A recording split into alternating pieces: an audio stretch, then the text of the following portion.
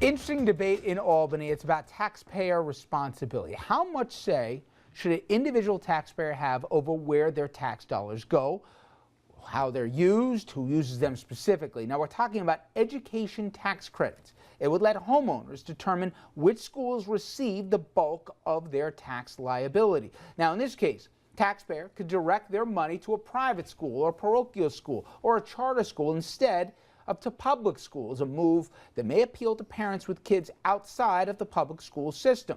But critics say tax credits, they'll increase the gaps between the have and have-nots, between the rich and the poor public school districts, and also give too large a voice to taxpayers when it comes to those with the deepest pockets. You like the idea or no?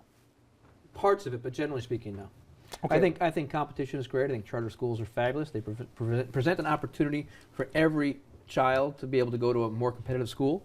It's tougher to get in. Once they get in, they can try to raise the other schools up around them.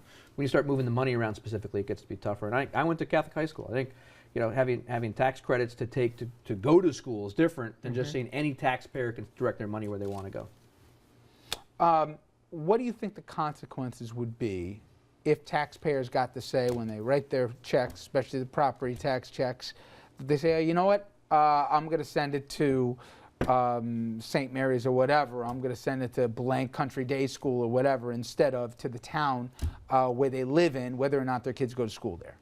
The gap is going to get, again, we agree, the gap is going to get even wider.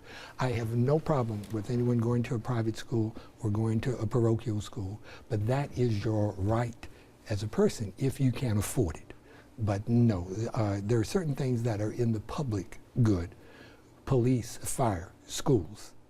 Now, if you want something more than that, you have the right to pay for it, but no, you don't have the right to direct your taxes there. Well, there's a difference. I think we're just to make sure we're on the same page here. If you are a taxpayer without your children going to the school, directing your tax dollars is one thing. If you are a child wanting to go to Stepanak, wanting to go to a private school of sorts, being able to take a voucher with you to lower your tuition because you have a less of a burden on the local schools and vote with your feet is very different than voting with your checkbook. But isn't it part of the compact? There's a very big difference. You know, there's an argument though that says, and I get this, all right? No voucher. That, listen, I got some kids in parochial school, right? And I say, you know, I'm writing the check and I don't get any benefit out of the school system. But like he said, that was my choice. If you start, it's like the people who complain, I think, they want to take the value and the benefits about living in a certain place or enjoying New York City. I got the whole idea, and people aren't going to like this for the cumulative tax. I understood the logic of it. Wait a minute, I'm going in and out of the city. I choose not to live there, but I want to get the benefit out of coming in and out of the city.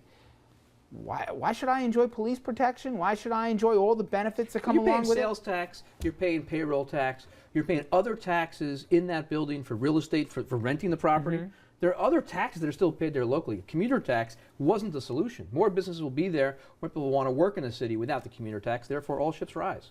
You know, Dom, I was surprised the names that were attached to this. I figured out, you know, one guy figure out you can guess the political party, throw it out there, got some free press. It's got Democrats, and it's got more than 2 or 3 of them. You've got a whole bunch of guys who've attached their names here. This is going to be interesting how it plays out next year, but I was a little surprised. I just don't see it flying at all for every reason that the educator at the table has already indicated. If you let people decide, guess which schools are going to get the money, and guess which schools are not going to get the money. I'll let you decide. We forget that education and public education is a common benefit, a shared benefit, like police or fire or transportation.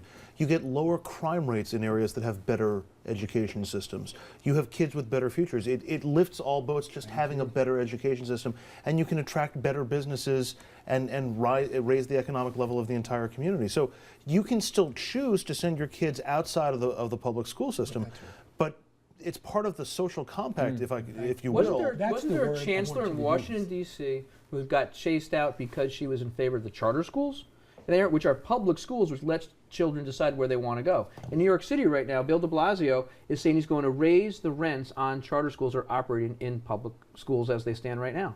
I mean, you have a situation here where a major shift. How public really are charter schools? Because they're certainly not geographically. Any child can apply to go. But it's Yeah, but not any child gets in. There is, Because there's such high demand. If there was more of them, there'd be a lot more opportunity for everybody to be able to go. But, you know, and the they have competition. been around now long enough to show they have not done anything. You can pick a particular charter school and say it's done well. Are you telling then me I that will all pick those a public parents that school. marched across the Brooklyn Bridge back in September, October that was in a New York nice City, PR.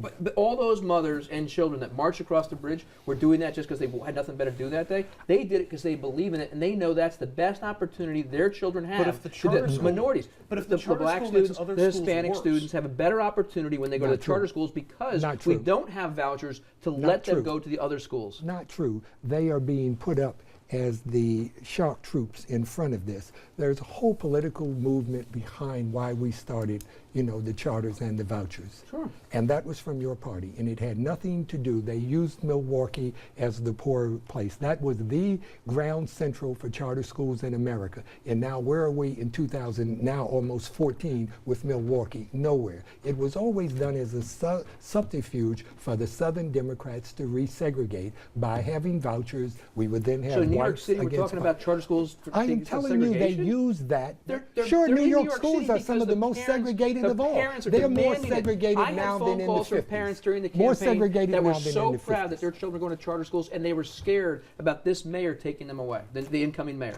I can give you places right here in Westchester County where you try to put in a charter school. You know why they won't have it? And I'm talking about Yonkers. I'm talking about Mount Vernon. You know why they don't want it? Fix the public schools, because we know charters But they will are never public be schools. the Well, answer.